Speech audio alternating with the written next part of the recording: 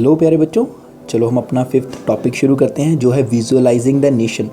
कि कैसे हम अपनी नेशन को विजुअलाइज कर सकते हैं। बच्चों ये जो आइडिया था ना, ये जो आर्टिस्ट थे ना उस टाइम पे, उनके द्वारा लाया गया था क्योंकि वो नेशन को रिप्रेजेंट करना चाहते थे। ठीक है, इसलिए उन्होंने नेशन की पर्सोनिफिकेशन शुरू की। पर्सोनिफिकेशन का मतलब होता है जब हम ह्यूमन कैरेक्टर किसी नॉन ह्यूमन कैरेक्टर में ऐड करते हैं, adding a human character to something non human. जैसे हम भगवान की मूर्ति देखते हैं बच्चों, तो हम जो उस टाइम भगवान की मूर्ति देखते हैं तो हम क्या कहते हैं कि हम उनको भगवान मानते हैं। उनके अंदर एक ह्यूमन कैरेक्टर मतलब कि ऐड कर देते हैं। ठीक है, कि आप उनको हम भोग लगाते हैं। ठीक है, ऐसी जो चीज़ें करती हैं सारी क्या होती है, पर्सोनिफिकेशन है बच्चे एक तरह की।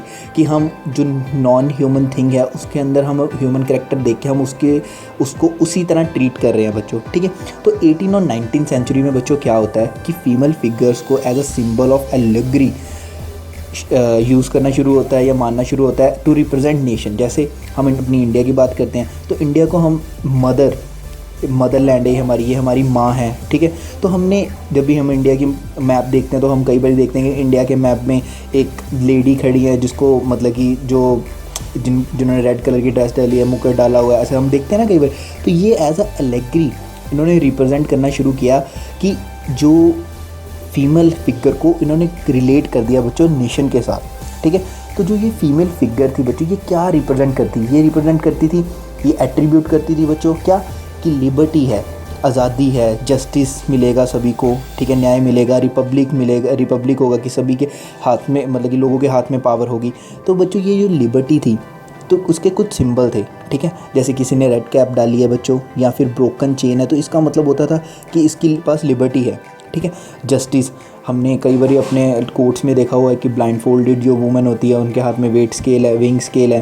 ठीक है, तो वो क्या शो करता है कि जस्टिस, कि जो सभी को जस्टिस मिलेगा, ऐसा कोई नहीं होगा जिसको जस्टिस ना मिले बच्चों। ठीक है, तो बच्चों हमने इस टॉपिक में दो ही चीज़ें जो मेन है वो उनको याद रखना है। क्या कि बच्चों जो फ्रांस की एलेगरी थी, ठीक है, जो उस टाइम पे फ्रांस की एलेगरी बनाई गई थी उसका नाम था मेरियानी। ठीक है, और बच्चों जो जर्मनी की एलेगरी बनाई गई थी उसका नाम था जर्मीनिया। क्या था उसका नाम, जर्मीनिया। ठीक है, तो बच्चों हम अपना सिक्स्थ टॉपिक देखते हैं जिसका नाम है नेशनलिज्म एंड एम्पीरियलिज्म।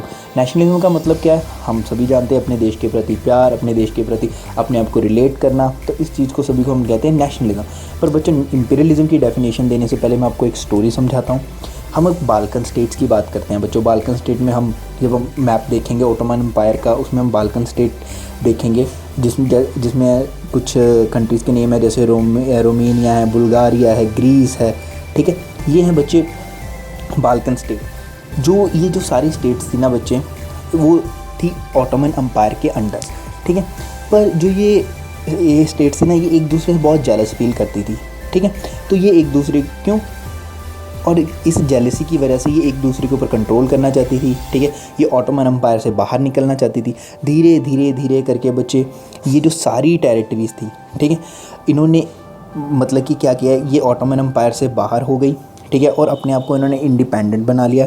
ठीक है, और ये जब इंडिपेंडेंट हुई तो ये अपने जो नेबरिंग टेरिटरी है इसको अपने अंदर लेके आना चाहती थी, अपने अंदर मिक्स करना चाहती थी। तो इससे बच्चों क्या हुआ, जो आसपास के जो बिग स्टेट्स या नेशन स्टेट्स थी ना, वो इन्फ्लुएंस हुए। ये जैसे मान लो बच्चों ये बाल्कन स्टेट है। ठीक है, ये जो बाल्कन स्टेट है, जो मान ली बाल्कन स्टेट, इसके पास रशिया था। ठीक है, इसके पास जर्मनी था बच्चों। ठीक है, इसके पास ही इंग्लैंड था बच्चों, इसके पास ही ऑस्ट्रो हंगरी था बच्चों। ठीक है, ये जो बच्चों ये नेशन स्टेट थे ना उस टाइम पे, या एम्पायर्स थे, तो ये बाल्कन स्टेट की जो एरियाज़ थे ना, इनको अपने अंडर मिक्स करना चाहते थे। क्यों, क्योंकि ये अपनी पावर को एक्सपैंड करना चाहते थे। और इस एक्सपेंशन को कहते हैं बच्चों इम्पीरियलिज्म। जब कोई कंट्री या कोई स्टेट अपने पास वाले एरिया को एक्नेक्स करना चाहे, अपने अंदर मिक्स करना चाहे, उसके ऊपर इकोनॉमिक और पॉलिटिकली उसके ऊपर कंट्रोल करना चाहे, इस चीज़ को बच्चे इम्पीरियलिज्म कहते हैं। इम्पीरियलिज्म का मतलब होता है बच्चे extending power with the use of military in a particular area. तो बच्चे हम अगर किसी के एरिया को अपने अंडर करना है तो हमें उसके ऊपर मिलिट्री एक्सपेडिशन करना पड़ेगा। ठीक है, उसके ऊपर अटैक करना पड़ेगा, तो उसको अटैक करके ही हम अंडर कर सकते हैं। तो जो बच्चे ये उस टाइम पे सिनेरियो बनता है, ठीक है, कि अलग अलग डिफरेंट कंट्रीज़ एक एरिया को अपने अंदर अनेक्स करना चाहते हैं बच्चे, ये रूप ले लेता है आगे जाके वर्ल्ड वॉर 1 का। ठीक है, ये आगे जाके किसका बच्चे शेप ले लेता है, वर्ल्ड वॉर 1 की।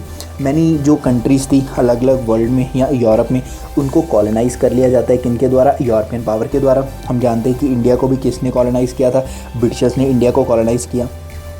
तो मुझे ये जो कॉलोनाइजेशन होती है, तो इससे क्या होता है कि इम्पीरियलिज़म फैलता है। लोग बच्चों, जो हम तो कॉलोनाइज्ड हुए, पर ब्रिटेन का तो इम्पीरियलिज़म, ब्रिटेन ने हमारे ऊपर क्या फैलाया? इम्पीरियलिज़म फैलाया। उन्होंने हमारी टेरिटरी को अंडर कंट्रोल किया पॉलिटिकली, और हमारे सारे गुड्स के ऊपर उनका कंट्रोल था, हमारी सारी टेरिटरी के ऊपर, हमारी सारी चीज़ों के ऊपर। तो जो बच्चों, जो लोग थे ना, वो धीरे धीरे किसके खिलाफ जाना शुरू हो गए? वो धीरे धीरे बच्चों इम्पीरियलिज़म के खिलाफ जाना शुरू हो गए। एंटी इम्पीरियल मूवमेंट स्टार्ट हुए वर्ल्ड में, यूरोप में, ठीक है। नेशनलिज्म का आइडिया स्प्रेड होना शुरू हुआ, सभी को अपना नेशन स्टेट चाहिए। तो वो कह रहे थे कि जो भी आप लोग हो अपनी टेरिटरी में जाओ, हमें अपने नेशन स्टेट चाहिए, हमारा एक कल्चर है, हम एक जैसी लैंग्वेज बोलते हैं, तो आप लोग अपने वहाँ पे जाइए जहाँ पे आपका कल्चर है, ठीक है।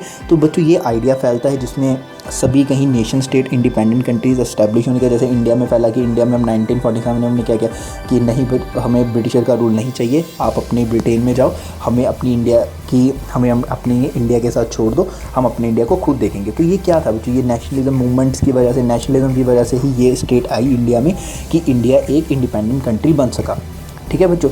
ये था बच्चों ये पूरा चैप्टर जिसको मैंने समझाने की कोशिश की है। मेरे को पता है मैंने बहुत रुक रुक के समझाया, क्योंकि मैंने ऐसे कभी पढ़ाया नहीं है। सो बच्चों, आपने होप है आपको कि आपको अच्छा लगा हो, ठीक है। Thank you so much.